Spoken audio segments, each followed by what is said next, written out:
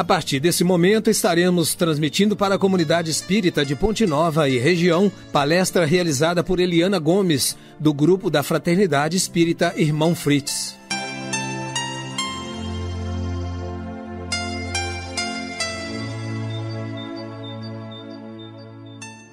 Boa noite, meus queridos.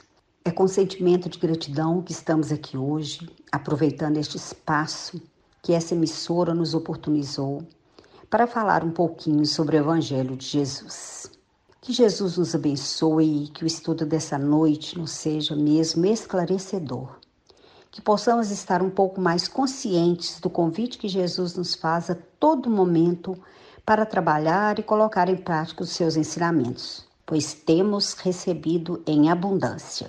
Hoje nós vamos trabalhar o capítulo 18 do Evangelho segundo o Espiritismo, muitos chamados e poucos escolhidos. Mas vamos falar especificamente dos itens 10 a 12 deste capítulo.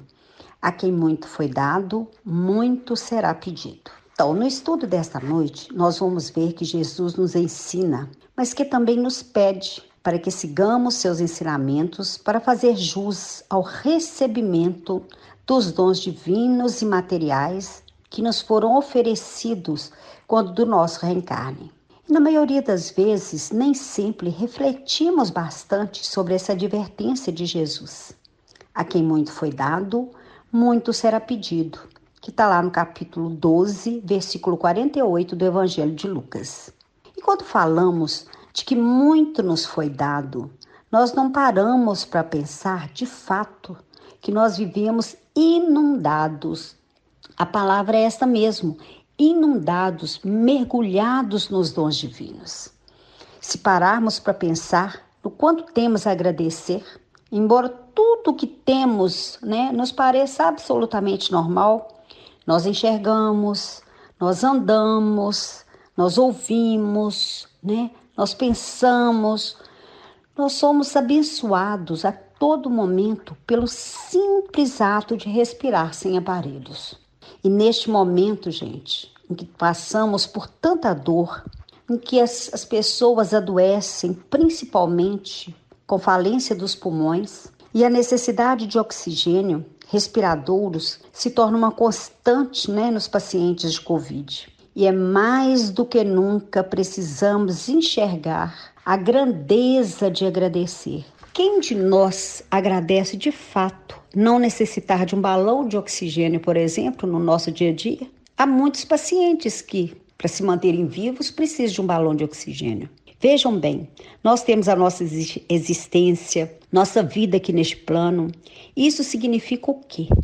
Significa oportunidade, misericórdia divina. Porque para o nosso progresso espiritual, nós temos que estar aqui reencarnados. Mas temos que estar aqui conscientes de tudo que devemos aproveitar do nosso reencarne e fazer nossa vida valer a pena. Isto é claro, se assim nós quisermos. Aproveitar no sentido de viver com plenitude os ensinamentos de Jesus e pensando bem, que aproveitar dentro das nossas possibilidades, dentro do nosso momento evolutivo. Continuando, nós temos também a nossa família, boa ou ruim, mas necessária para o nosso crescimento. Todos nós sabemos que muitas das dificuldades familiares devem ser vistas como degraus em nossa escala evolutiva. Temos também, gente, inúmeras qualidades físicas, intelectuais, morais, e estas, as morais, é que buscamos através do estudo do Evangelho. Nós temos bens materiais, a grande maioria de nós tem um emprego, um local para morar, meios de se locomover e tanto outros bens que nos foram oportunizados e temos finalmente numerosíssimas graças espirituais, como por exemplo o perdão infinito de nossas faltas e falhas que nos é ofertado por Deus todos os dias. Enfim, temos um oceano de dádivas. Todos nós possuímos bens e dons inestimáveis.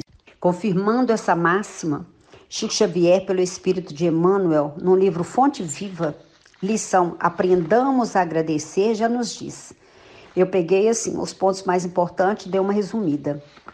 Saibamos agradecer as dádivas que o Senhor nos concede a cada dia, a largueza da vida, o ar abundante, a graça da locomoção, a faculdade do raciocínio, a alegria de ver, o prazer de ouvir, o tesouro da palavra, o privilégio do trabalho, o dom de aprender, a mesa que nos serve, o pão que nos alimenta e a roupa que nos veste. Agradeçamos também os benfeitores anônimos que nos transmitem a riqueza do conhecimento, a conversação do amigo, o aconchego do lar, a renovação das nossas próprias forças. E muita gente está esperando, às vezes, lances espetaculares de boa sorte mundana, tipo ganhar na loteria, por exemplo, a fim de exprimir gratidão ao céu.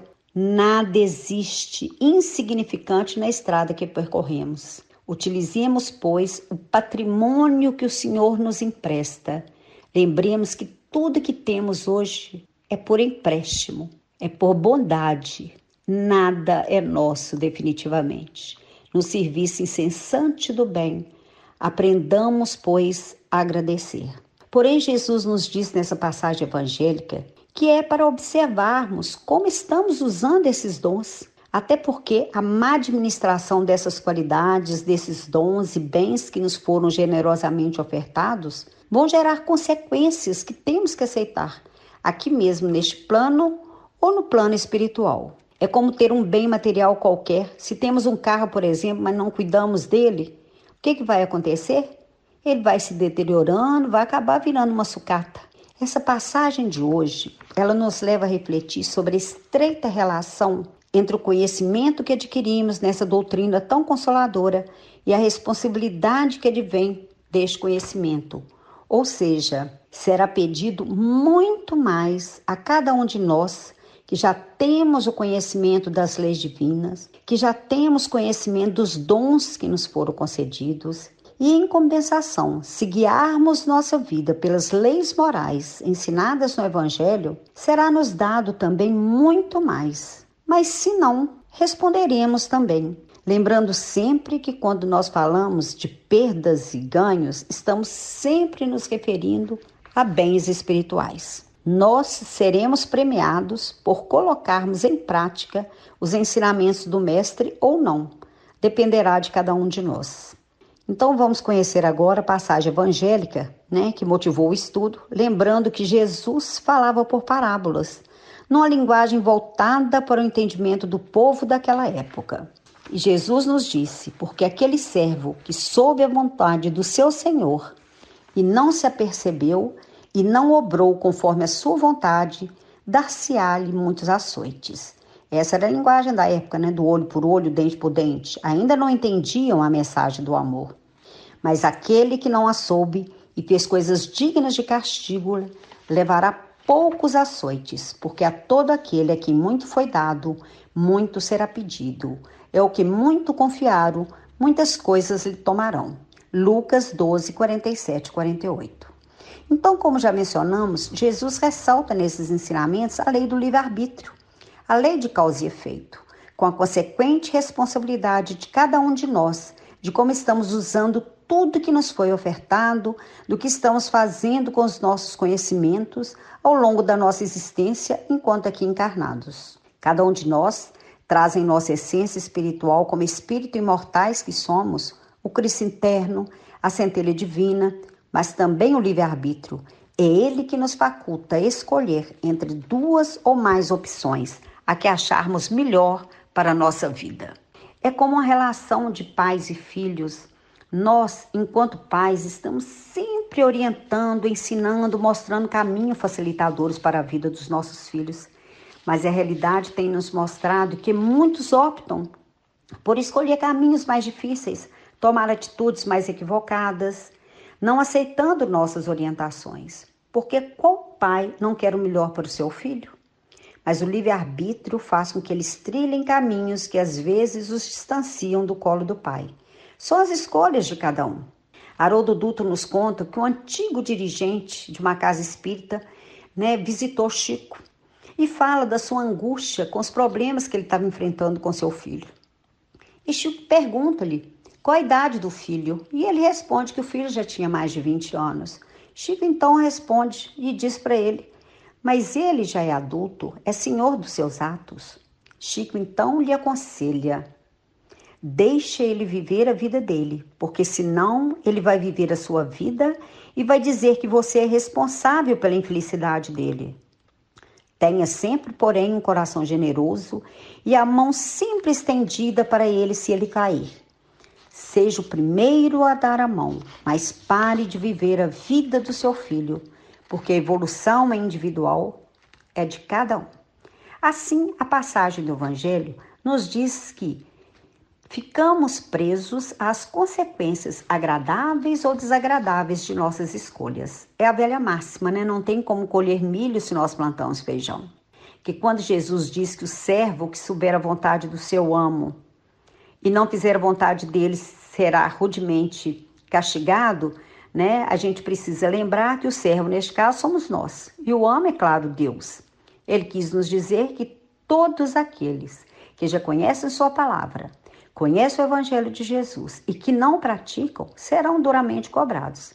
E nós espíritas, mais do que nunca, isso porque a grande maioria de nós, através dos estudos, temos já conhecimento dos valores que Jesus nos deixou há séculos, através das várias encarnações, e continuando cometendo equívocos em relação aos nossos irmãos, continuamos não exercitando as virtudes tão decantadas no Evangelho.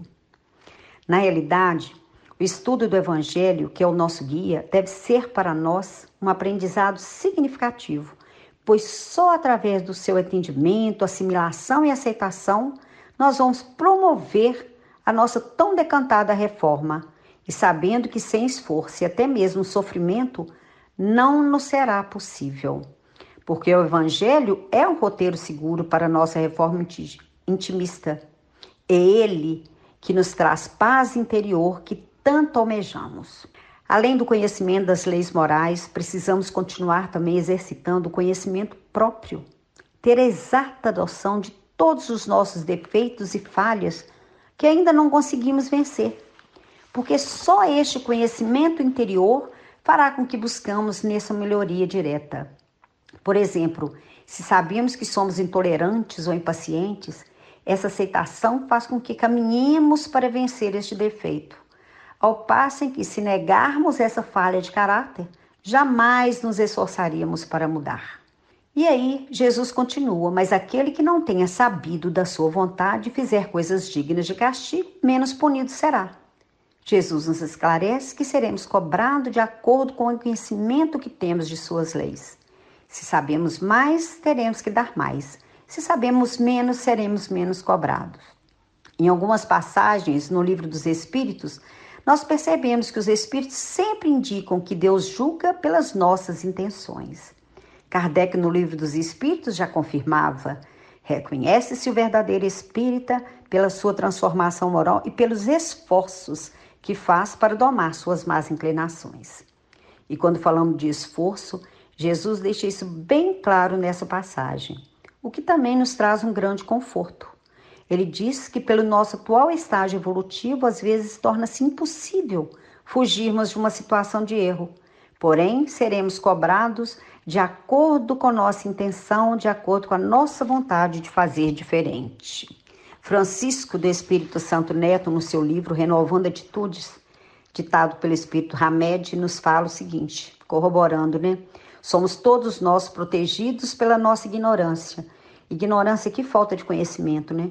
Pois somente seremos avaliados pela divina providência de conformidade com as possibilidades do saber e sentir, segundo a nossa maneira de ver a nós próprios e o mundo que nos rodeia. Isso significa que as leis espirituais que dirigem a nossa vida são sábias e justas e adaptam-se particularmente a cada um de nós, levando em conta as nossas individualidades e peculiaridades. O grande psicólogo e pedagogo suíço Jean Piaget, responsável pela teoria de que o desenvolvimento das crianças e seu aprendizado são diferentes entre si, nos mostra que cada um tem seu jeito de crescer e de se realizar como indivíduo. Por isso, para ajudá-las a crescer, nunca devemos impor formas generalizadas de ensinamento. Ninguém é igual a ninguém. Vejam que às vezes irmãos criados numa mesma família, com os mesmos valores, desenvolvem habilidades completamente diferentes, demonstrando claramente que cada um é um espírito. E isso nos ajuda a elucidar que cada um de nós somos seres individuais, cada um é único, com uma bagagem, com uma multiplicidade de experiências em reencarnações passadas. Por isso que nós não podemos julgar nunca, porque devemos ver as coisas e pessoas de modo relativo e não generalizadas. Aquilo que para um parece algo absolutamente fácil de conseguir, para outras vezes é extremamente difícil. Desta forma, nós não seremos responsabilizados por aquilo que não sabemos, não sofreremos um castigo por atos ou atitudes que ignoramos. E continuando, no mesmo livro, Hamed ainda nos esclarece. Talvez essas ideias de punição sejam frutos da incapacidade da nossa reflexão sobre a bondade divina. O que chamamos de sofrimento é simplesmente resultado e nossa falta de habilidade para desenvolver as coisas corretamente, pois na vida não existem prêmios e nem castigos, somente consequência de nossos atos. É assim que a lei de causa e efeito se processa numa perfeita justiça, exigindo de cada um apenas o que pode dar. A isso chamamos de misericórdia divina. Ele ensina a rigor que as consequências dos nossos atos é proporcional ao nosso nível de consciência, daquele erro que nós praticamos. Os homens que infringem a lei de Deus sofrem consequência de seus atos conforme o nível de despertamento espiritual que apresentam, o que podemos chamar de estágio evolutivo. A quem muito for dado, muito será pedido. Significa exatamente que dos espíritos mais amadurecidos, mais informados e conscientes das verdades espirituais, é esperado maior vigilância sobre aquilo que sabem, que já não é adequado perante a vida, a erros que já não nos são permitidos mais. Dessa forma, vale considerar que à medida que a nossa consciência, nosso conhecimento se expande e maior lucidez passamos a ter, maiores serão nossos compromissos, pois que o conhecimento espiritual libertador vai nos categorizar, nos deixar aptos a responder à lei sábia e justa da vida com maior grau de rigor e responsabilidade. Já aprendemos que não somos apenas um corpo material, mas sim uma alma imortal. Ainda assim nos comportamos como se fôssemos somente um corpo. Já aprendemos que a lei de ação e reação nos alcança a todo momento, que nossos atos equivocados sofrerão consequências pelos danos que causamos a nós mesmos e aos nossos irmãos. Já aprendemos que a reencarnação é fator de misericórdia divina a fim de que conquistemos vida após vida a perfeição relativa que nos cabe alcançar como meta espiritual. Ainda assim, pautamos nossa existência como se fosse a única, esquecendo muitas vezes que estamos aqui para aprender e amar, servindo uns aos outros. Já aprendemos que nossos familiares, problemas, nossos companheiros difíceis, nossos adversários assumidos são, em verdade, cobradores de um passado de equívocos espirituais que hoje nos batem a porta para que com eles nos reconciliemos.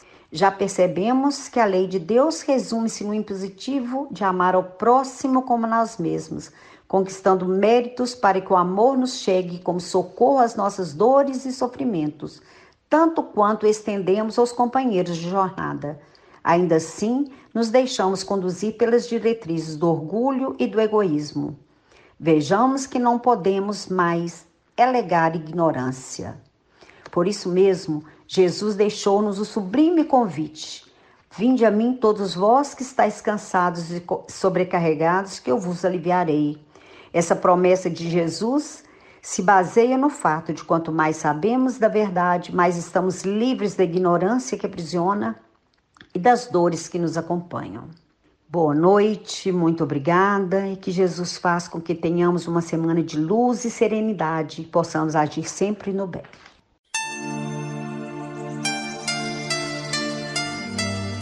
Termina aqui a palestra do Grupo da Fraternidade Espírita Irmão Frites. Boa noite.